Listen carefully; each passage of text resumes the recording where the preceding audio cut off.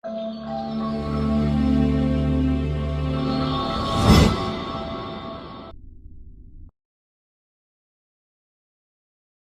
à tous et bienvenue sur cette nouvelle vidéo. Aujourd'hui, je vais vous parler du droit pénal des affaires.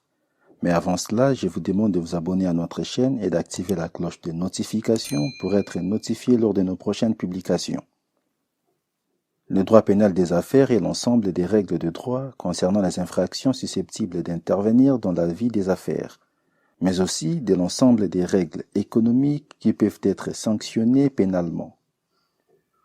En d'autres termes, le droit pénal des affaires a pour objet de lutter contre la délinquance économique et financière ou encore d'affaires. Les infractions sont diverses et concernent autant de personnes, physiques que morales.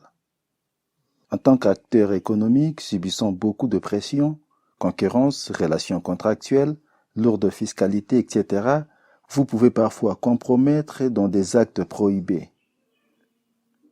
Ainsi, le droit pénal des affaires comprend les infractions de droit commun, vol, escroquerie, abus de confiance, corruption, et des infractions spécifiques en matière notamment de droit des sociétés, comme la majoration des apports en nature, abus de biens sociaux, etc., de droit de la concurrence, comme l'attente, abus de position dominante, etc., de droit de la consommation, comme la publicité trompeuse, de droit de boursier, comme les délits d'initié.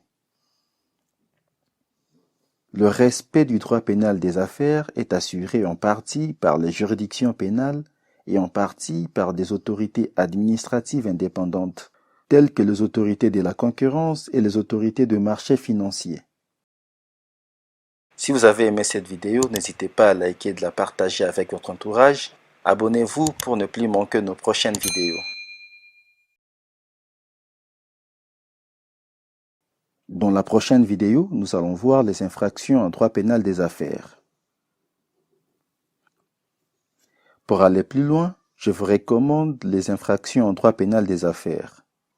Cet ouvrage présente en 18 fiches les infractions qui peuvent être commises dans le cadre du fonctionnement d'une entreprise. Il se propose de faire le panorama des différentes infractions issues du code pénal, telles que l'extorsion, le chantage, l'escroquerie, etc., du code monétaire et financier, tels que les délits d'initié, les fraudes fiscales, ou encore celles issues du code de la consommation, telles que la publicité trompeuse ou la falsification. L'auteur a adapté la même structure pour chacune des infractions. Conditions préalables, s'il y en a, l'élément légal, matériel et moral, puis répression et ou aggravation. Le point fort de cet ouvrage est que tous les différents types d'infractions présentés selon une structure identique. Conditions, éléments moral, légal et matériel, répression et les principes des infractions.